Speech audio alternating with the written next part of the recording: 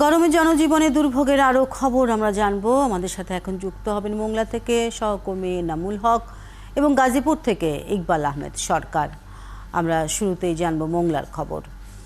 এনামুল, আজ কি অবস্থা সেখানে সেটা তো জানতেই চাই, এবং গরমে কি ধরনের দুর্ভোগ দেখছেন? নানা রকম দুর্ভোগে আছে মানুষ, আমরা জানি। কি কি আপনার চোখে পড়ছে সেটা জানতে চাই। আপনি জানেন বিকাশে কম খরচে ক্যাশ আউটের লিমিট বেড়ে 50,000, প্রিয় এজেন্টও 2টা।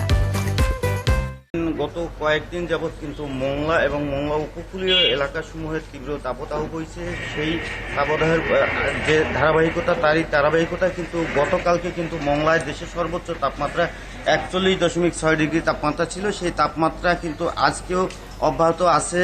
ইতিমধ্যে সকাল থেকে ধীরে ধীরে রৌদ্র ওঠার সাথে সাথে কিন্তু তাপমাত্রাও কিন্তু বাড়ছে, এবং এই তীব্র তাপমাত্রা বাড়ার ফলে কিন্তু যে শহরে কিন্তু লোকজনের সংখ্যা কিন্তু কমে গেছে ইতিমধ্যে, এবং এই তীব্র তাপদাহে কিন্তু যে খেটে খাওয়া সাধারণ মানুষ তারা কিন্তু বিপাকে পড়েছেন। বিশেষ করে দিনমজুর, ঘাট শ্রমিক, রিক্সাওয়ালা, ভ্যানওয়ালা তারা কিন্তু বিপাকে পড়েছেন। তো আমি আপনার একজন ঘাট শ্রমিকের সাথে একটু কথা বলার চেষ্টা করব। কি অবস্থা গরমে একটু বলেন। আমরা ঘাটে অতিরিক্ত রোদের কারণে কোনো কাজ করতে পারিনি, এবং নদীতে কোনো ট্রলার চালাইতে পারতেছি না খুব, এবং আমরা তো পারতেছি না। তারপর আমরা চালাইতে এসে পেটের দেয় বাচ্চা কাচ্চা রুটির সংগ্রামের কারণে আবার ঘুরিয়ে একটু ছায়া আসি, পানি খাই, আবার যে রোদে কাজ করি এবং ট্রলার চালাই। নদীতেও চলাচল করা যায় না, কোনো বাতাস নাই, আবহাওয়া খুব তীব্র গরম, এবং ছায়া আসলে আবার গা তো ঘামাই যাচ্ছে, এবং ঘাটে কোনো কাজ করা আমাদের পক্ষে সম্ভব না। তারপর কাজ করতে যায়, কারণ আমাদের বাচ্চা কাচ্চা রুটির সংগ্রামের জন্য বারবার আমরা রোদের ভিতরে, এই তীব্র ভিতরে যাবাই করি। শিল্পী, আপনি শুনছিলেন একজন ঘাট শ্রমিকের কথা। তিনি জানাচ্ছিলেন যে তীব্র গরমে যে সমস্যা হচ্ছে সেটি কিন্তু জানাচ্ছিলেন। আমি এবারে একজন দোকানদার যিনি ফুটপাতে ব্যবসা করেন তার একটু বক্তব্য শোনাতে চাই। কি অবস্থা গরমে একটু জানাবেন। আমি একজন রোগীর দোকানদার, ফুটপাতে দোকানদারি করি। রাস্তাঘাটে বসেছি, গরমের দ্বারা বসতে পারছি না, তাই প্রচন্ড গরম। শিল্পী, আপনি শুনছিলেন যেমনটি যে তীব্র তাপদাহ এবং তীব্র গরমেই কিন্তু এখানকার জনজীবনে কিন্তু একটি প্রভাব পড়েছে, এবং জনজীবন কিন্তু বিপর্যস্ত হয়ে পড়েছে। বিশেষ করে যারা খেটে খাওয়া মানুষ তাদের কিন্তু নিদারুণ কষ্ট হচ্ছে। এছাড়া উপকূলীয় এলাকা, যে সুন্দরবন সংলগ্ন যে সমস্ত এলাকায়, সেখানেও কিন্তু তীব্র গরম পড়ছে। সেখানে যে যারা জেলে রয়েছে তাদের বাড়ি কিন্তু নদীর পাড়ে, তারা কিন্তু এই অবস্থায় কিন্তু যে নদীতে যে মাছ ধরে সেটিও কিন্তু তারা সঠিকভাবে করতে পারছে না। আমি কয়েকজন জেলের সাথে কথা বলেছি, তারা কিন্তু জানিয়েছেন যে তীব্র গরমের কারণে কিন্তু তারা কিন্তু সঠিকভাবে কাজ করতে পারছেন না। এছাড়া আমি মোংলা উপজেলা স্বাস্থ্য কমপ্লেক্সে খোঁজ নিয়েছি। মোংলা উপজেলা স্বাস্থ্য কমপ্লেক্স কিন্তু 50 শয্যার একটি স্বাস্থ্য কমপ্লেক্স। এখানে কিন্তু গতকালকেও 80 জন রোগী ভর্তি ছিল, যার ভিতরে 17 জনই শিশু ছিল। আজকে সকালে আমি খোঁজ নিয়েছি, সেখানে কিন্তু 68 জন রোগী ভর্তি আছেন, এবং আউটডোর এবং ইনডোর মিলিয়ে প্রতিদিন কিন্তু কয়েকশত রোগী কিন্তু রোগী বাড়ছে। আপনি থাকবেন সাথে এনামুল। আমরা জানবো গাজীপুরের খবর এবার। ইকবাল, তাপমাত্রা কত থাকছে সেটা তো জানতে চাই গাজীপুরে। আর সাধারণ মানুষ, বিশেষ করে কম আয়ের মানুষদের যারা খেটে খায় রাস্তায় একেবারে সরাসরি সূর্যের নিচে, তাদের দুর্ভোগ কি কি চোখে পড়ছে আপনার?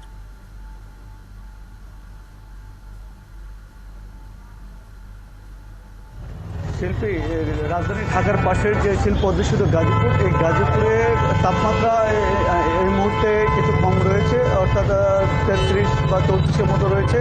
দুপুর নাগাদ এটা সাধারণত গত কয়েকদিন ধরে 38 পর্যন্ত উঠে থাকে। আজকেও গাজীপুরে 38 হওয়ার কথা। তো এত তাপমাত্রা, অসহনীয় তাপমাত্রাটা, এবং মানুষের অনভ্যস্ত এই তাপমাত্রা, এই কারণেই নানা শ্রেণী পেশার মানুষ ভোগান্তিতে পড়ছেন, কষ্টে পড়ছেন। বিশেষ করে যারা নিম্ন আয়ের লোকজন রয়েছেন, খোলা আকাশের নিচে যারা নানা ধরনের শ্রম দিয়ে থাকেন কিংবা ফুটপাতে ব্যবসা করেন, তাদের আয় উপার্জন কমে গেছে। এই আয় উপার্জনের কমে যাওয়ার পাশাপাশি তারা নানা ধরনের রোগবালাইয়ের শিকার হচ্ছেন।